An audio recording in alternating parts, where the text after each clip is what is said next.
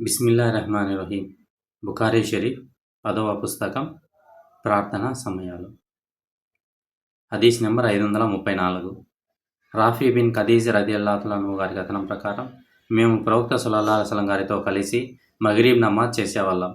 నమాజ్ ముగిసిన తర్వాత మాలో ఒకరు వెళ్ళిపోయినా కూడా ఇల్లు వేసి బాణం చేరేటంతటి ప్రదేశాల వరకు వారిని చూడగలిగేవాళ్ళం. హదీస్ నెంబర్ 535. జాబిర్ బిన్ అబ్దుల్లా రజల్లాహు అన్హు గారి కథనం ప్రకారం ప్రవక్త సల్లల్లాహు అలైహి వసల్లం గారు మధ్యాహ్నం జొహర్ నమాజ్, సూర్యుడు ప్రకాశవంతంగా ఉన్న సమయంలో అసర్ నమాజు, సూర్యాస్తమయం తర్వాత మగ్రిబ్ నమాజు మరియు నిర్దిష్ట సమయంలో ఇషా నమాజ్ చేసేవారు. ఇషా నమాజ్ కోసం ప్రజలు గుమిగూడి ఉండడాన్ని చూసినప్పుడల్లా ఆయన ముందుగానే నమాజ్ చేసేవారు. ఒకవేళ ప్రజలు ఆలస్యం చేస్తే ఆయన కూడా ఆలస్యం చేసేవారు. ఇంకా చీకటిగా ఉన్నప్పుడే వారు లేదా ప్రవక్త సల్లల్లాహు అలైహి వసల్లం గారు ఫజర్ నమాజ్ చేసేవారు. హదీస్ నెంబర్ 536. సల్మా రజల్లాహు అన్హు గారి కథనం ప్రకారం సూర్యుడు అదృశ్యమైనప్పుడు మేము ప్రవక్త సల్లల్లాహు అలైహి వసల్లం గారితో కలిసి మగ్రిబ్ నమాజ్ చేసేవాళ్ళం. హదీస్ నెంబర్ 537. ఇబ్ని అబ్బాస్ రజల్లాహు అన్హు గారి కథనం ప్రవక్త గారు 7 రకాతులు మరియు 8 రకాతులు కలిసి నమాజ్ చేసేవారు. హదీస్ నెంబర్ 538. అబ్దుల్లా అల్ ముజాని రహమతుల్లాహి గారి కథనం ప్రకారం ప్రవక్త గారు ఇలా అన్నారు: మీ మగ్రిబ్ నమాజ్ పేరు విషయంలో బిదోయిన్లు అంటే పల్లెవాసుల ప్రభావానికి లోను కాకండి, దానిని వారు ఇషా అని పిలుస్తారు. హదీస్ నెంబర్ 539. అబ్దుల్లా రజల్లాహు అన్హు గారి కథనం ప్రకారం ఒక రాత్రి అల్లాహ్ ప్రవక్త మాకు ఇషా నమాజ్ను చేయించారు. దానిని ప్రజలు అల్-అత్మా అని పిలుస్తారు. నమాజ్ పూర్తయిన తర్వాత ఆయన మా వైపు తిరిగి ఇలా అన్నారు: ఈ రాత్రి ప్రాముఖ్యత మీకు తెలుసా? ఈ రాత్రి భూమిపై ఉన్న ఏ ఒక్కరు కూడా ఈ రాత్రి నుండి 100 సంవత్సరాల తర్వాత జీవించి ఉండరు. హదీస్ నెంబర్ 540. ముహమ్మద్ బిన్ అమర్ రజల్లాహు అన్హు గారు కథనం మేము ప్రవక్త గారి నమాజ్ల గురించి జాబిర్ బిన్ అబ్దుల్లా రజల్లాహు అన్హు గారిని అడిగాం. ఆయన ఇలా అన్నారు: ఆయన మధ్యాహ్నం జుహర్ నమాజు, సూర్యుడు ఇంకా వేడిగా ఉన్నప్పుడే అసర్ నమాజు మరియు సూర్యాస్తమయం తర్వాత మగ్రిబ్ నమాజు చేసేవారు. ప్రజలు గుమిగూడితే ఇషా నమాజ్ను ముందుగానే చేసేవారు. వారి సంఖ్య తక్కువగా ఉంటే ఆలస్యం చేసేవారు మరియు ఉదయపు నమాజ్ను ఇంకా చీకటిగా ఉన్నప్పుడే చేసేవారు. హదీస్ నెంబర్ 541. ఆయిషా రజల్లాహు అన్హా గారి కథనం అల్లాహ్ యొక్క ప్రవక్త ఒకసారి ఇషా నమాజ్ను ఆలస్యం చేశారు మరియు అది ఇస్లాం యొక్క వ్యాపించని రోజులో జరిగింది. స్త్రీలు మరియు పిల్లలు నిద్రపోయారని ఉమర్ రజల్లాహు అన్హు గారికి తెలియజేసే వరకు ప్రవక్త సల్లల్లాహు అలైహి వసల్లం గారు బయటికి రాలేదు. ఉమర్ రజల్లాహు అన్హు గారు తెలియజేసే వరకు ప్రవక్త గారు బయటికి రాలేదు. అప్పుడు ఆయన బయటకు వచ్చి మసీదులలోని ప్రజలతో ఇలా అన్నారు: భూలోకవాసులలో మీరే తప్ప మరెవరు ఈ ఇషా నమాజ్ కోసం ఎదురు చూడలేదు. హదీస్ నెంబర్ 542. అబూ ముసా రజల్లాహు అన్హు గారి కథనం నాతో పాటు పడవలో వచ్చిన నా సహచరులతో కలిసి నేను బకీ బుతాన్ అనే ప్రదేశంలో దిగాను. ఆ సమయంలో ప్రవక్త సల్లల్లాహు అలైహి వసల్లం గారు మదీనాలో ఉన్నారు. ప్రతి రాత్రి ఇషా నమాజ్ సమయంలో మాలో ఒకరు వంతుల వారీగా ప్రవక్త వద్దకు వెళ్ళేవారు. ఒకసారి నేను నా సహచరులతో కలిసి ప్రార్థనలో ప్రవక్త వద్దకు వెళ్ళాను. ఆయన తన కొన్ని పనులలో నిమగ్నమై ఉండడంతో ఇషా నమాజ్ అర్ధరాత్రి వరకు ఆలస్యమైంది. అప్పుడు ఆయన బయటకు వచ్చి ప్రజలతో ఇషా నమాజ్లో నాయకత్వం వహించారు. నమాజ్ ముగించిన తర్వాత ఆయన అక్కడున్న ప్రజలను ఉద్దేశించి ఇలా అన్నారు: ఓపిక పట్టండి, వెళ్ళిపోకండి, ఒక శుభవార్త వినండి. ఇది మీపై అల్లాహ్ అనుగ్రహం. లేదంటే మానవుల్లో మీరే తప్ప మరెవరూ ఈ సమయంలో నమాజ్ చేయలేదు. మీరు తప్ప మరెవరూ ఈ సమయంలో నమాజ్ చేయలేదు అన్నారు. అబూ మూసా గారు ఇలా జోడించారు: ప్రవక్త నుండి విన్న తర్వాత మేము సంతోషంగా తిరిగి వచ్చాం. హదీస్ నెంబర్ 543. అబూ దర్దా కథనం ప్రకారం ప్రవక్త గారు ఇషా నమాజ్కు ముందు నిద్రపోవడం, దాని తర్వాత మాట్లాడడం ఇష్టం ఉండేది కాదు. హదీస్ నెంబర్ 544. ఉర్వా రజల్లాహు అన్హు గారి నుండి ఇబ్నే హిషాబ్ గారి కథనం ఆయిషా రజల్లాహు అన్హా గారు ఇలా అన్నారు: ఒకసారి ప్రవక్త గారు ఇషా నమాజ్ను ఆలస్యం చేశారు. అప్పుడు ఉమర్ రజల్లాహు గారు ఆయనకు నమాజ్ అని గుర్తు చేశారు. స్త్రీలు పిల్లలు నిద్రపోయారు. అప్పుడు ప్రవక్త గారు బయటికి వచ్చి, భూలోకవాసులారా, నువ్వు తప్ప మరెవరు ఈ నమాజ్ కోసం ఎదురు చూడలేదు. మదీనాలో తప్ప మరెక్కడా నమాజ్ చేసేవారు కాదు. ఇంకా అన్నారు: సంధ్యా సమయం ముగిసినప్పటికీ రాత్రి 2వ 3వ భాగం ముగిసేలోపు ఇషా నమాజ్ చేసేవారు ప్రవక్త గారు. హదీస్ నెంబర్ 545. నాఫీ రజల్లాహు గారు ఇబ్నే జురైజ్ నుంచి ఉల్లేఖించారు: అబ్దుల్లా బిన్ ఉమర్ రజల్లాహు గారు ఇలా అన్నారు: ఒకసారి ప్రవక్త గారు ఇషా నమాజ్ సమయంలో పనిలో నిమగ్నమై ఉండడం వల్ల నమాజ్ ఎంతగా ఆలస్యమైందంటే మేము నిద్రపోయి మేల్కొని మళ్ళీ నిద్రపోయి తిరిగి మేల్కొన్నాము. ప్రవక్త గారు బయటికి వచ్చి భూలోకవాసులలో మీరొక్కరే నమాజ్ కోసం వేచి చూస్తున్నారు అని అన్నారు. నిద్ర ఆవహించి నమాజ్ తప్పిపోతుందేమోనన్న భయం ఉంటే తప్ప ఇబ్నే ఉమర్ రజల్లాహు అన్హు నమాజ్ను ముందుగా చేయడంలో కానీ ఆలస్యం చేయడంలో కానీ ఎలాంటి హాని చూడలేదు. మరి కొన్నిసార్లు ఆయన ఇషా నమాజ్కు ముందే నిద్రపోయేవారు. ఇబ్నే జురైజ్ రజల్లాహు గారు ఇలా అన్నారు, నేను అతా రజల్లాహు గారితో ఇలా అన్నాను, ఇబ్నే అబ్బాస్ రజల్లాహు గారు చెప్పగా ఇలా విన్నాను. ఒకసారి ప్రవక్త సల్లల్లాహు అలైహి వసల్లం గారు ఇషా నమాజ్ను ఎంత ఆలస్యం చేశారంటే ప్రజలు నిద్రపోవడం మళ్ళీ లేవడం చేశారు. అప్పుడు ఉమర్ బిన్ ఖత్తాబ్ రజల్లాహు గారు లేచి నిలబడి ప్రవక్త సల్లల్లాహు అలైహి వసల్లం గారికి ఆ నమాజ్ను గుర్తు చేశారు. అతా రజల్లాహు గారు ఇలా అన్నారు, ఇబ్నే అబ్బాస్ రజల్లాహు గారు ఇలా అన్నారు, నేను ఆ సమయంలో ఆయనను చూస్తున్నట్లుగా ప్రవక్త సల్లల్లాహు అలైహి వసల్లం గారు బయటకు వచ్చారు. ఆయన తల నుండి నీరు కారుతోంది. ఆయన తన చేతిని తలపై పెట్టుకొని ఇలా అన్నారు, నా సహచరులకు ఇది కష్టమని భావించి ఉండకపోతే ఈ సమయంలో ఇషా నమాజ్ను చేయమని ఆజ్ఞాపించి ఉండేవాడిని. ఇబ్నే అబ్బాస్ రజల్లాహు అన్హు గారు చెప్పినట్టుగా ప్రవక్త తన చేతిపై ఎలా ఉంచుకున్నారో మరింత సమాచారం కోసం నేను అతా రజల్లాహు గారిని అడిగాను.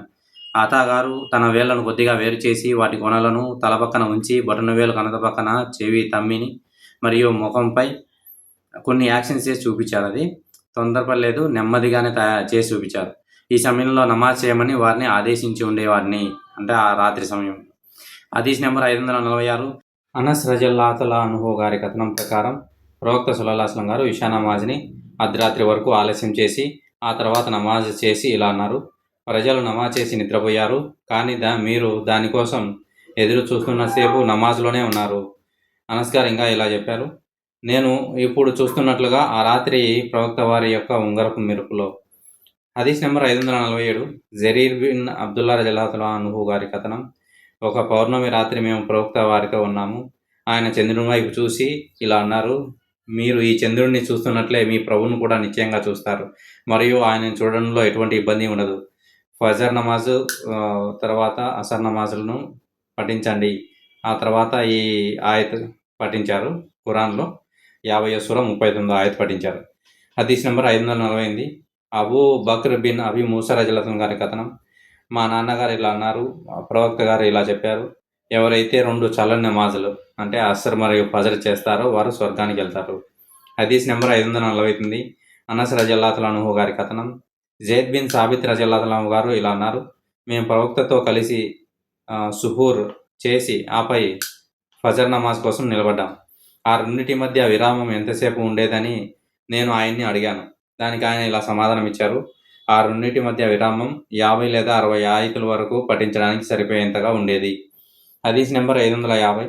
ఖతాదా రజల్లాహు అన్హు గారి కథనం ప్రకారం అనస్ బిన్ మాలిక్ రజల్లాహు అన్హు గారు ఇలా అన్నారు, ప్రవక్త మరియు జైద్ బిన్ సాబిత్ రజల్లాహు అన్హు కలిసి సుహూర్ తీసుకున్నారు మరియు భోజనం ముగించిన తర్వాత ప్రవక్త సల్లల్లాహు అలైహి వసల్లం గారు లేచి నమాజ్ చేశారు.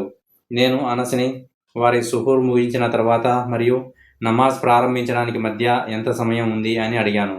దానికి ఆయన వాటి మధ్య సుహూర్కి ఫజర్ నమాజ్కి మధ్య 50 ఆయతులు పఠించడానికి సరిపడా సమయం ఉంది అని జవాబిచ్చారు. హదీస్ నెంబర్ 551.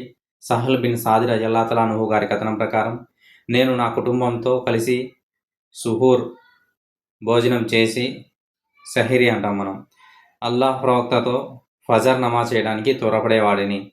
హదీస్ నెంబర్ 552. ఆయిషా రజల్లాహు అన్హా గారి కథనం, విశ్వాసులైన స్త్రీలు తమ ముసుగులతో కప్పుకొని ప్రవక్త గారితో ఫజర్ నమాజ్కు హాజరయ్యేవారు మరియు ప్రార్థన ముగించిన తర్వాత వారు తమ ఇంటికి తిరిగి వెళ్ళేవారు మరియు ఎవరు వారిని గుర్తించలేకపోయేవారు. హదీస్ నెంబర్ 553.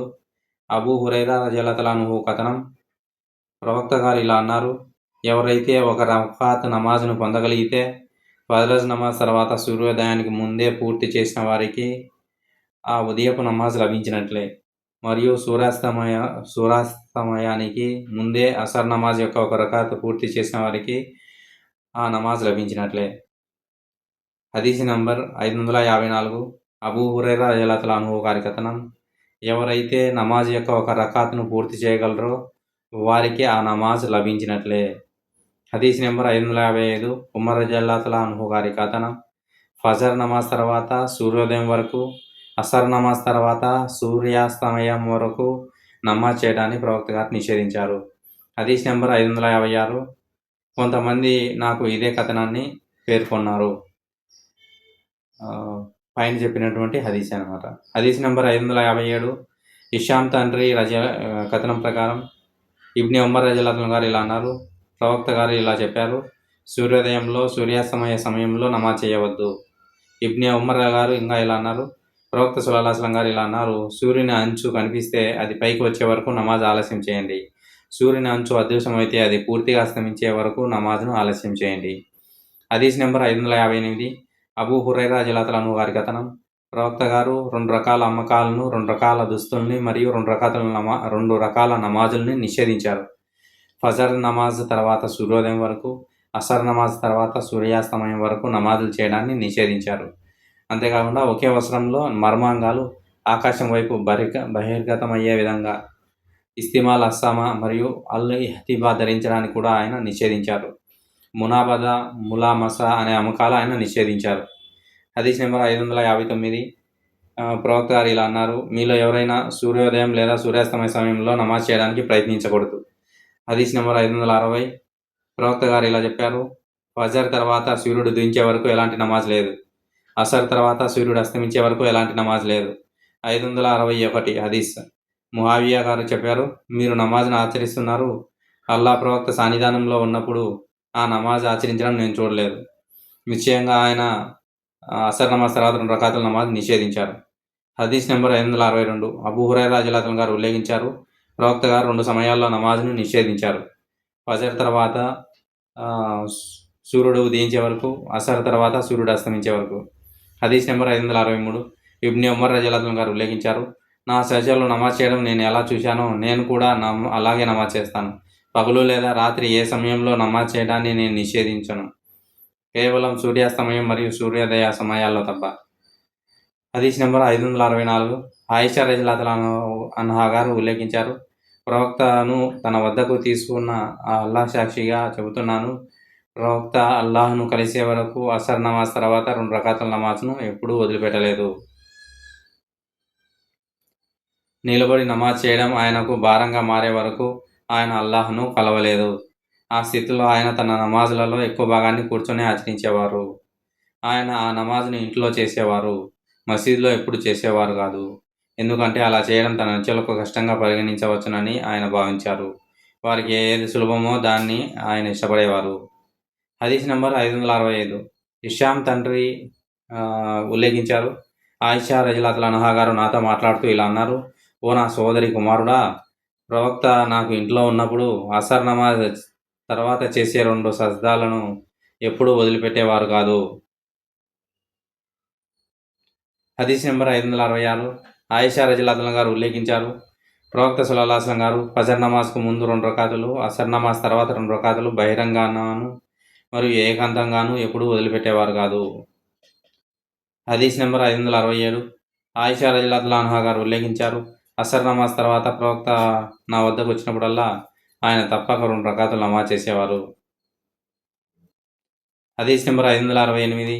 ఇబ్నే అబూ మలీహ్ రలియల్లాహు అన్హు గారు ఉల్లేఖించారు, మేము ఒక మేఘామృతమైన రోజున మేము బురైదాతో కలిసి ఉన్నాము.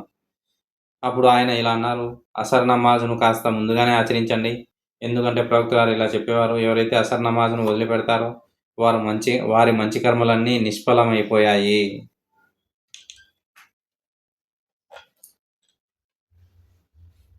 హదీస్ నెంబర్ 569.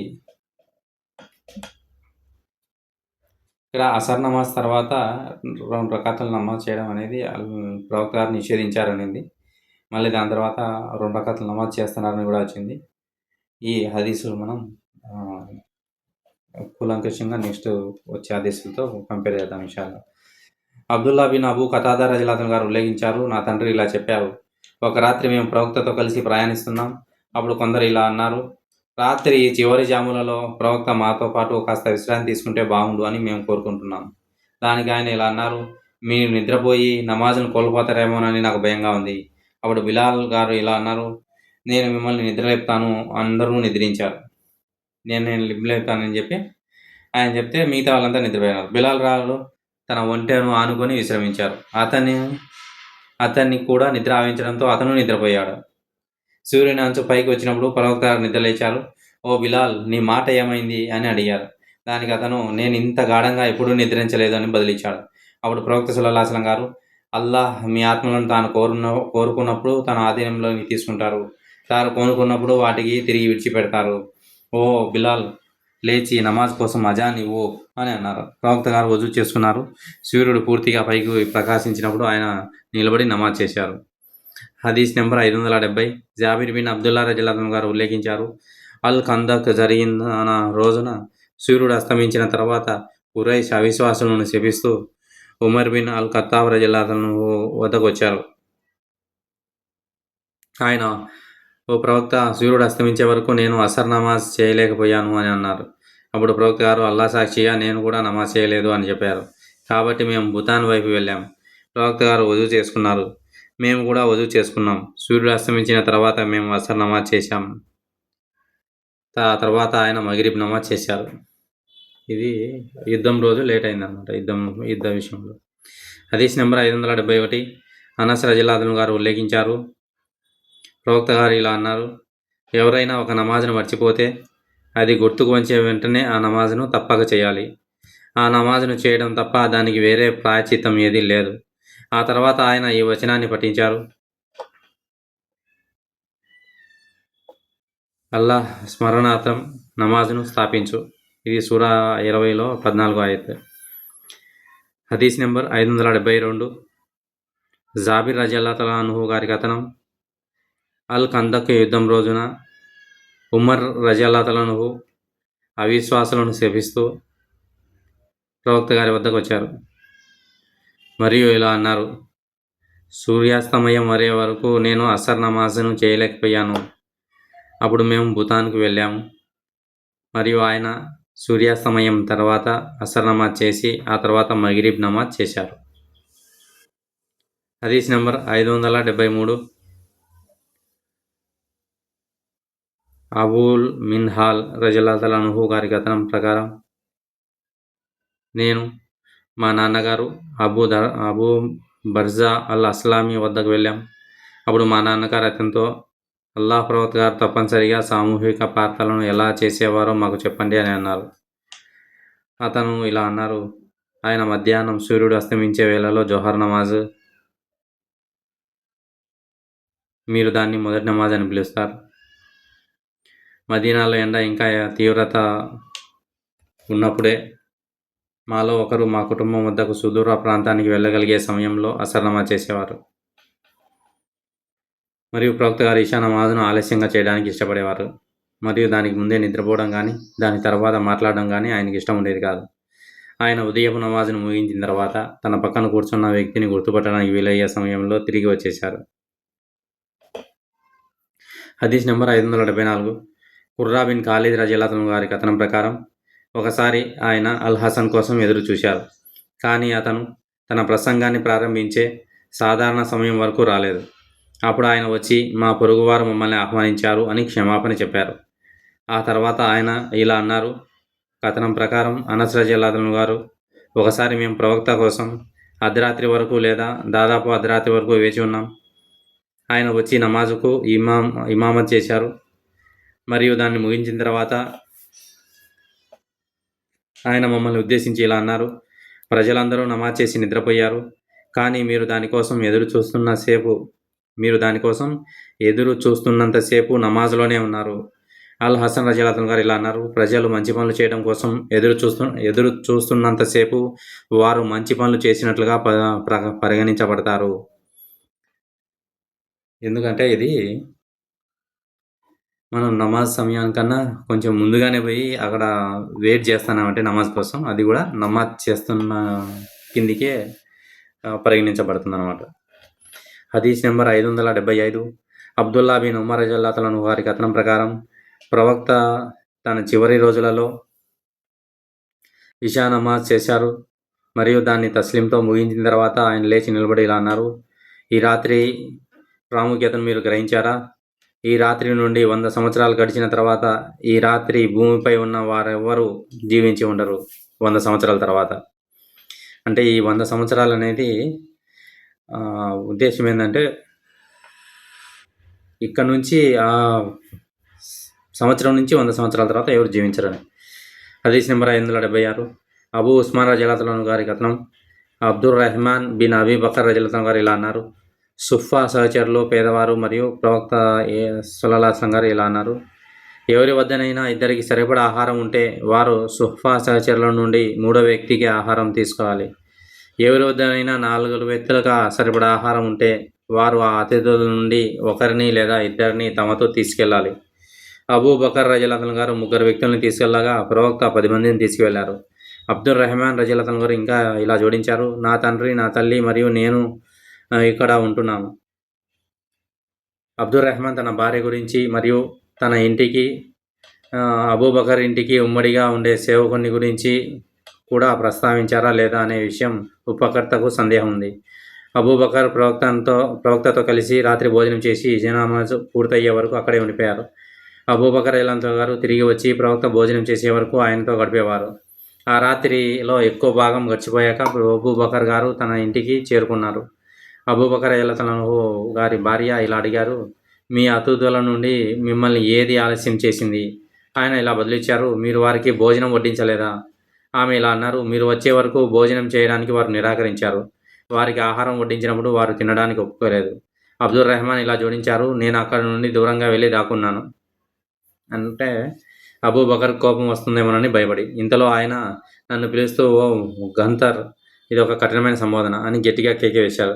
అంతేకాక ఆయన నన్ను చెడు పేర్లతో పిలుస్తూ తిట్టిపోశారు. ఆ తర్వాత తన కుటుంబ సభ్యులతో ఇలా అన్నారు, తినండి, మీకు ఇక్కడ ఏమాత్రం స్వాగతం లేదు. అప్పుడు రాత్రి భోజనం వడ్డించబడింది. ఆ ఆహారాన్ని తాను తినని అబూబకర్ ప్రమాణం చేశారు. అల్లా సాక్షిగా చెప్తున్నాను, మాలో ఎవరైనా ఆ ఆహారం నుండి ఏదైనా తీసుకున్నప్పుడల్లా అది కింద నుండి మరింత పెరుగుతూ వచ్చింది. మేమందరం కడుపు నిండా తిన్నాం. అయినా సరే వడ్డించడానికి ముందు ఎంత ఆహారం ఉందో ఇప్పుడు అంతకంటే ఎక్కువగానే మిగిలి ఉంది. అబూబకర్ ఆహారాన్ని చూసి ఆశ్చర్యపోయారు. వడ్డించడానికి ముందు ఇది ఎలా ఉందో ఆ తర్వాత కూడా అలాగే ఉండడం గమనించారు. ఆయన తన భార్యను ఉద్దేశించి ఇలా అన్నారు, ఓ బనీ ఫిరాస్ వంశపు సోదరి, ఇదంతా ఏమిటి? ఆమె ఇలా బదిలిచ్చారు, నా కనుల పండగ వంటి దానా, ఆహారం ముందు ఉన్నదానికంటే 3 రెట్లు ఎక్కువగా ఉంది. అబూబకర్ దాని నుండి భుజించారు. ఆపై ఆ ప్రమాణం శైతాన్ ప్రేరణ. ఆయన ఉద్దేశం ఆహారం తినని చేసిన ప్రమాణమే. దాని నుండి మరొక ముద్ద తీసుకొని తిన్నారు. మిగిలిన దాన్ని ప్రవక్త వారి వద్దకు తీసుకురాబడింది. అలా భోజనం ప్రవక్త వారి సమక్షంలో చేరింది. మాకు మరికొందరికి మధ్య ఒక సంధి ఒప్పందం ఉండేది. ఆ సంధి గడువు ముగిసినప్పుడు ప్రవక్త గారు మమ్మల్ని 12 బృందాలుగా విభజించారు. ప్రవక్త సహచరులైన ఆ బృందాలలో ఒక్కొక్క దానికి ఒక్కొక్క వ్యక్తి నాయకత్వం వహించారు. ఒక్కో నాయకుడి ఆధీనంలో ఎంతమంది వ్యక్తులు ఉన్నారో అల్లాకే తెలుసు. అలా వారందరూ 12 బృందాలుగా ఆ భోజనాన్ని భుజించారు. అల్లాహు అక్బర్. సుబ్హానల్లాహి వ బిహమ్దిహి సుబ్హానకల్లాహుమ్మా వ బిహమ్దిక వ నషహదు అల్లా ఇలాహా ఇల్లా అంతా వ నస్తగ్ఫిరుక వ అతూబు ఇలైక్.